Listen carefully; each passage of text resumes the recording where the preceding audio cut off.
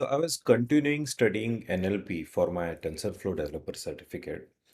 And in that process, I did work on the project, but there were a few things I discovered. Okay, the side effect of learning that, uh, I realized that there are some things nobody mentions. People say data science is an amazing field, everyone should learn. Even I have said that, but there are a few things we have to understand because it's something about nature of the field itself. So imagine example, if you want to marry someone, if they are not trustworthy, then by nature the relationship has uh, very high risk. So similarly, you have to know things about the nature of data science. So we compensate for its weaknesses. We don't make the mistakes which come with the nature of the domain. We don't know. These are all of our blind spots. So I have decided to make this video about those things. Okay. So things like this. So let's start with the topic. So first point is in data science, there is a lots and lots of wrong science. First, because the field is popular, we have a lot of people like me who are writing blogs on Medium, who are writing the same copy paste code on GitHub, and now with Bard, writing code is even easier. So copy paste makes it a lot easier. Transfer learning makes it a lot easier, and because of the how easy it is, how potentially profitable it is, and all of these things, many people are projecting to be experts when they are not, and when they are not experts, they are giving wrong science. They are saying wrong things as truth. So, in those cases, that's wrong. And when we learn from it, we also learn the wrong thing. We don't think our understanding becomes shallow or completely misled by the resource we saw, right? So, this actually came from this course. I don't want to say that this was intentional, but this minor thing, even though minor, is actually quite important according to me. So what is happening here is this.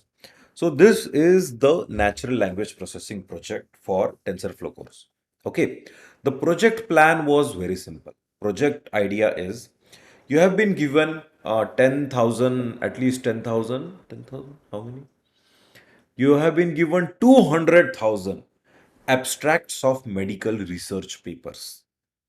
Nobody needs to be told why medical research papers are important, because that's where the research to save us from cancer, heart attack, diabetes, liver disease, genetic thing, depression, whatever, it's medicine.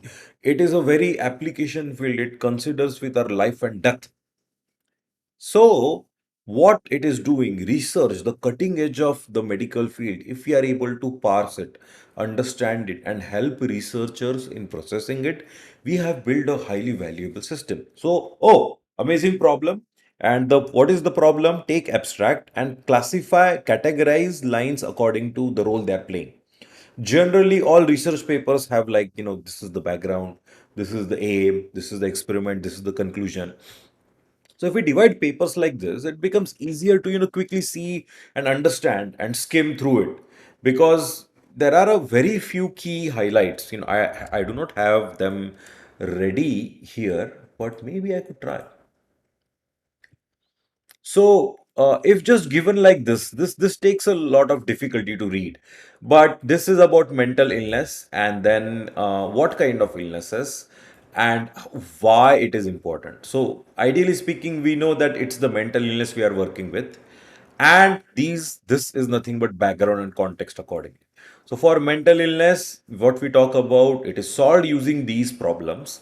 But this field, if we also use, we can solve that problem cheaply. That's the simple point we are making. And such categorizations and groups makes it a lot faster to pass through this research. So that was the problem statement. So I was like, great problem, great this thing to do. So what did this code do?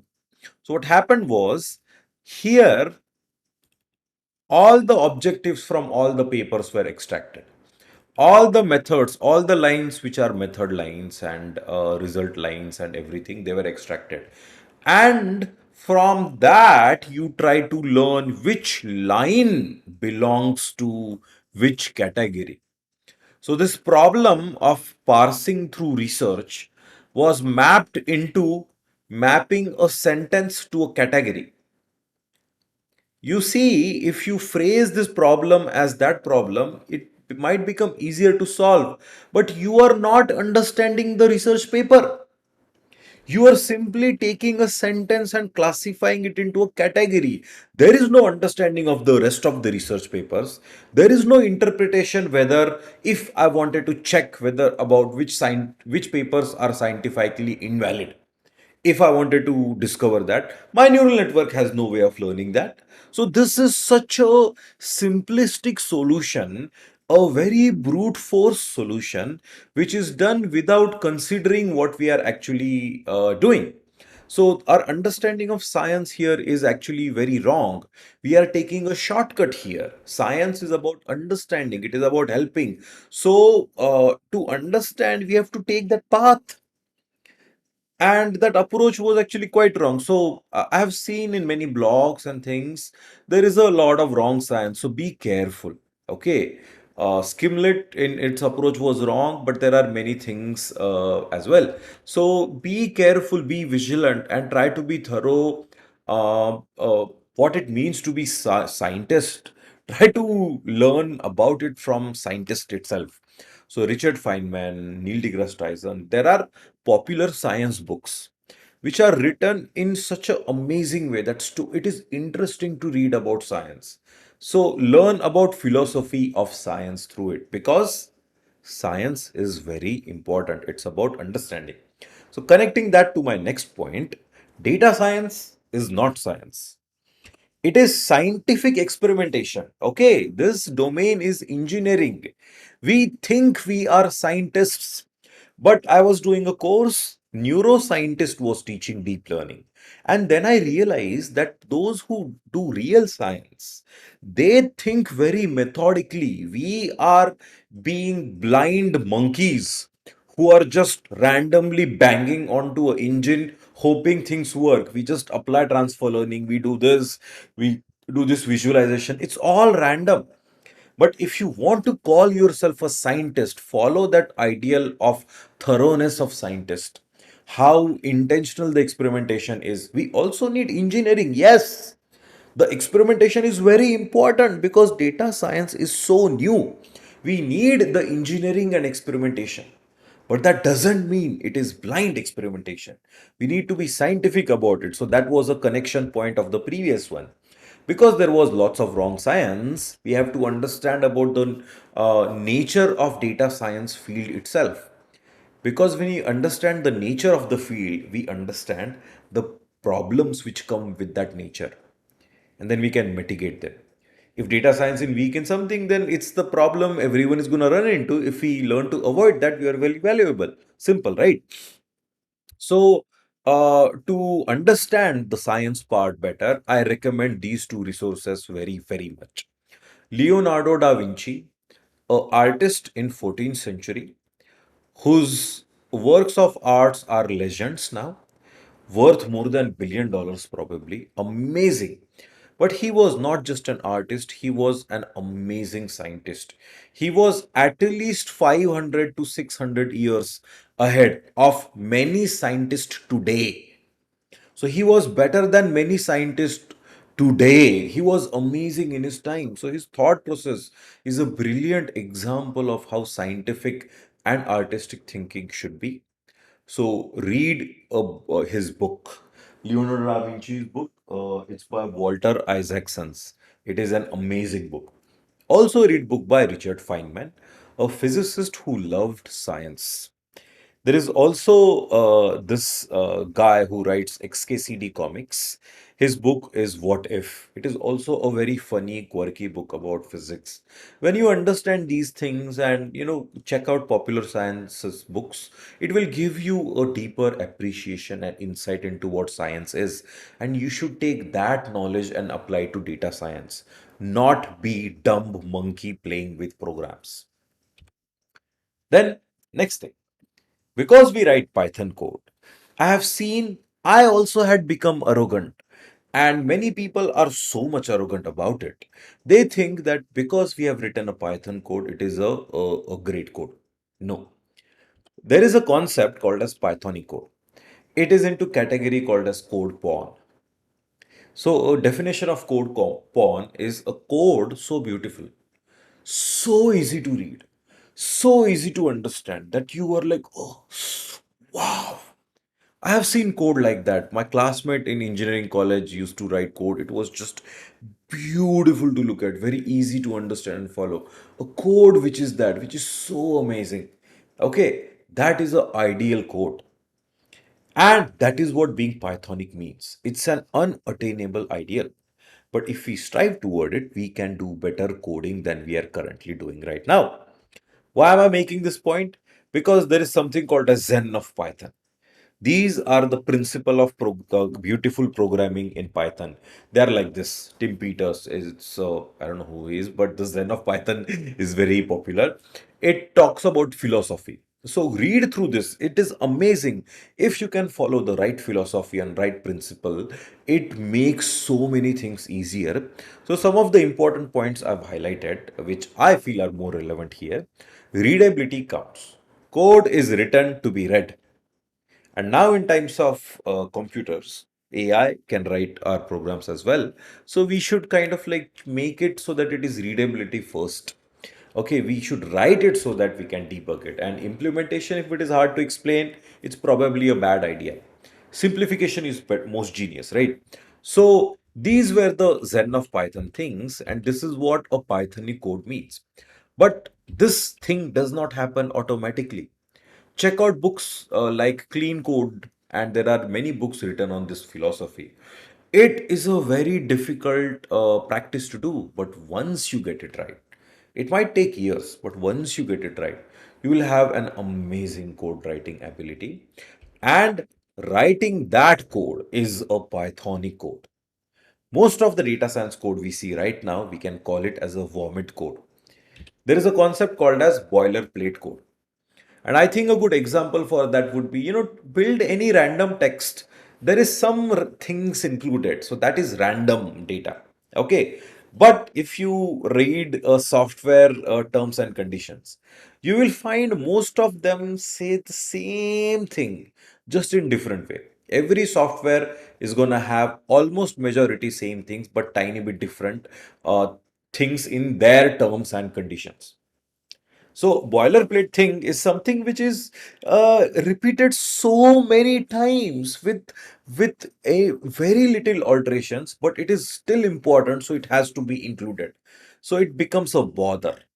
So boilerplate code is called as glue code in our deep learning. And in this data science, what we have to do is we have to write small scripts to get the code to the working stage. So in the rush of getting to the experiment, we never focus on the scientific aspect of this or the clean coding aspect of programming. It's generally we are in too rush, so we shouldn't do that. When we write a lot of boilerplate code, it is non-Pythonic. And it is something we need to know. We need to work on this skill, writing Pythonic code. And then the next point is data science versus neuroscience. So thing is, we always judge a thing by its capacity with respect to its past. So for ChatGPT, because ChatGPT was first of its kind, we think it is amazing. Imagine if we get a flying car right now. We'll think it is amazing. But the delta is not that much. But if in past, when we were traveling on horses, if somebody came up with a flying car, our mind would be blown, right? Chat GPT is like that. It was so amazing suddenly that we are like, oh, Chat GPT is the shit. It's amazing. But if you compare Chat GPT with respect to our brain, everybody has a brain. The brain is the most complex organ on entire history of I think 100 million years on earth. Brain is simply a biological structure which processes information. Our computer processes information present in RAM. That's it. It reads data from RAM, reads it via wires, and then it comes to processor, and that processor processes that data. CPU is like this. Our brain is also like this. Our brain, whatever thing we think, if we are thinking, it is actually electricity going through our brain. Our brain are insane. Okay, so whenever we are thinking, it's electricity going through our brain. So what happens is data, which is nothing but in electricity format we have, it is being processed by our neurons through the wire of neuron. It goes to the processing unit of each neuron, which is the neuron center cell. And after it processes, it sends the result through the rest of the wire ahead, and it is connected to other neurons.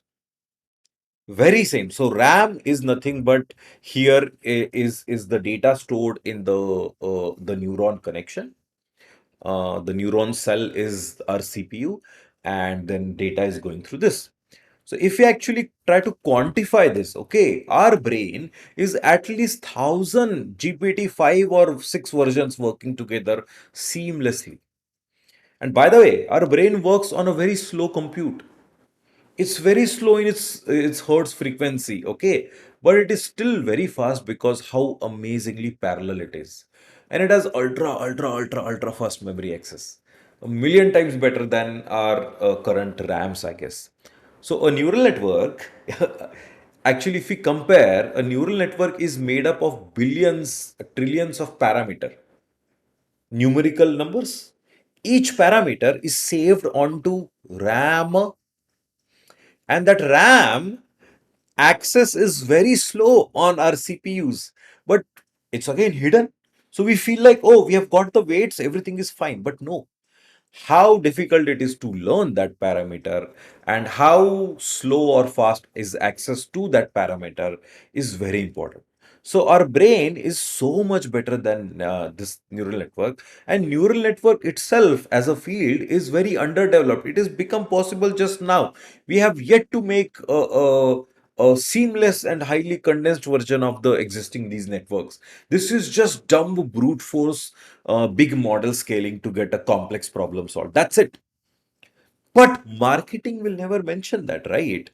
Things, or it's not probably an intentional lie. It's that, it was impossible before, so we are in the wow. It's insane. So we are in this stage of wow. But in reality, our brain is so much more amazing. And when we learn, change what we do and learn to work alongside this AI, will become even better. So data science is not good enough yet, and our brain is so much more amazing than data science. So these are the things. Okay. So these are the things which talk about nature of the domain itself. And you need to know this. This should inform how we study. I think these are common blind spots of most people who are in data science, who think they are experts, but they are not. I had these blind spots. I still have these blind spots. I'm trying to work on developing neuroscience knowledge because data science is much less advanced compared to our brain, actually. And neuroscience is the topic, a study of our brain, and that field itself is underdeveloped. There is a lot more to know about our brain. So you see, we are so far behind. So I'm trying to learn neuroscience. I'm trying to do standardized coding, try to write code in such a way that at least it is modular, so easy to write, or copy paste, or at least something. So in that Intelli skimlet, there was one problem of the interpretation of science itself was wrong, and one was the code. This was a text pre-processing code. This code gave me an headache. I tried to understand it and it gave me an headache. But I still haven't finished the code. But I think if you're writing a code should be easy to read. Even if it is long, it's okay. It should be easy to read and understand. Very important. So this is what I discovered, and I'm gonna pay attention to it. These flaws, these blind spots, I'm gonna fix, and I hope this video helps you fix yours.